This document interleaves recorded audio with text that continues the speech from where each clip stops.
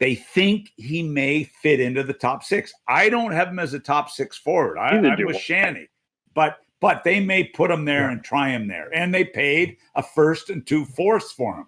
You typically don't pay a first and 2 fourths for a third line guy. But what is clear is that they've really covered themselves because they love throwing out that he can play anywhere in the lineup. We feel the Toronto Maple Leafs had targeted Nick Foligno. Perfect guy, push back, playoffs for the Leafs. I think it was a few years ago. Nick Foligno called out the Toronto defense as being soft as baby doo-doo. I don't think that's quite the right quote, but he certainly sent that message a few years ago, and now he's in a position to help them try to win a Stanley Cup. It ended up being a first rounder and 2 fourths. The Leafs cupboard, when it comes to draft picks now, the next year and 2022, a little barer than before, but this is the time, correct? This would be to me, if you rate it, Foligno as a player, to me, he's a little bit better than an NHL regular today. A little bit better than an NHL regular. But when you explain, well, what is a regular? You gotta say you've got an NHL regular is rated at a 4, and a top NHL regular is a 5. I got him as a 4.5. Okay, he's not an impact player to 6. He's not a franchise player to 7. So I've got him as an NHL regular, a little better than that. But what he makes up for it in is how hard he plays. He doesn't score a lot. I think he'll score with this top 6. I think he'll chip in some important goals with this top 6. This guy, and he's got balls the size of elephant balls. John, I'm going to get you in here, but this guy could score. He could score 12 goals in 20 games. He can score 0 in 20 games. Yeah. He is streaky. But now, John, correct me if I'm wrong. Mac, you just said top 6. Is this not a trade that Leaf I didn't hear you, Shanny. Shanny cut out there. What did he say? Said top 6. Yeah, he shouldn't be, but that's where he'll probably play. Leaf fans want to see this guy light it up with Tavares and Nylander. Exactly. That's what they want. You guys are the experts. I'm just happy to be here. I don't. Tavares has played his best hockey. Yes, I know. John Tavares has played his best hockey with Nylander and Galchenyuk. His best hockey is a Maple Leaf.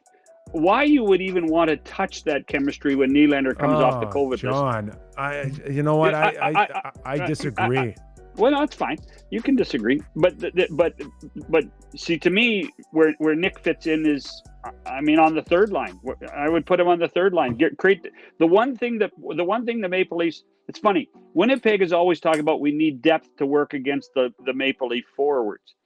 Well, Winnipeg has the deepest forward group in hockey league, in my opinion, and so that's what I think the Maple Leafs are trying to match up. They're trying to create some depth situations. I think in the end, with the Foligno acquisition, it probably takes Wayne Simmons out of the market. So it takes Wayne Simmons out of the lineup more than it does. Well, it takes Thornton out of the lineup for me.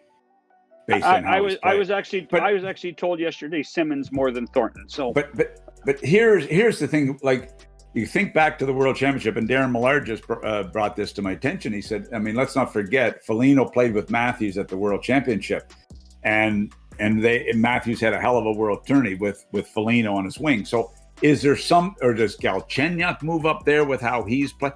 But there seems to be, they think he may fit into the top 6. I don't have him as a top 6 forward. I'm with Shannon, but they may put him there and try him there. And they paid a first and 2 fourths for him.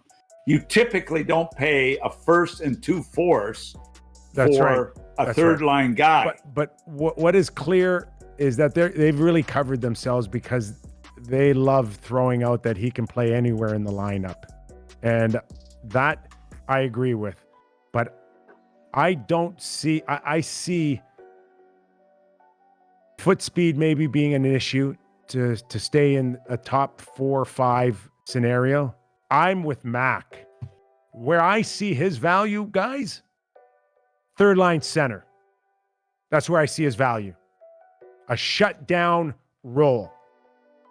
I'm not sure. We do I'm agree. not sure he can score, and he, like I said, he can be streaky, and maybe he can get on a run here. But I see that third line centerman role for him in a shutdown role here that they haven't. So you're replacing Kerfoot then. I'm replacing Kerfoot, and if he can get something going with Engvall, Mikhailov, then that works for me. But that's where I see it. If we're putting Galchenyuk on a third line to check the Winnipeg Jets and shut them down, then book your tee times right now. But just a minute, you're going to win the Stanley Cup with Galchenyuk in your top 6? That's a question too, boys. I don't care how well he's played. I've heard this about how great he played in Montreal, in Pittsburgh, in Phoenix. He had let's not forget he was a 30-goal scorer in Montreal, if I'm not mistaken. It looked like he was going to be a start. So the question is he going to keep it up at playoff time? I don't know. I hope for their sake he does. Funny, we had this. To me, it's identical to the conversation you had with Taylor Hall. Knowing what his role is with the Boston Bruins, around Bergeron, around Marchand. You put Galchenyuk around Tavares, Matthews, Marner, Hyman, who, nobody mentions. I'm not moving Hyman off of that. I'm not touching that first line in Toronto, ever. Touching it. But they've touched it all year. Thornton's been there 3/4 of the time. I'm not telling you. Got 16 games. Just stick those guys and let them play together the rest of the year. Yep. So all of a sudden, Galchenyuk, rather than trying to be something he isn't, rather than thinking he's the cock of the walk, all of a sudden he fits in. And all I know is that John Tavares has never, and I'm sorry to repeat myself, I feel like Mac for sure, Tavares has never been better as a Maple Leaf, and it's because he's got Nylander. So where's Thornton? Where's Thornton? You said that you were told yesterday Thornton's going to be the guy. He has been with Matthews and them a lot. Now he's dropped to the third line. He's dropped. So where does Thornton? Thornton fits in on the fourth line with Spezza. Where does he fit in? Yeah, we all got Foligno. We got Thornton on the wing. Yeah, that's what I mean. Where does he fit in? On the fourth line. With Spezza as a fourth line in the Stanley Cup playoffs? Spezza, Thornton, and who? Simmons is the fourth line? Simmons. I think they choose between Simmons and Foligno in the end.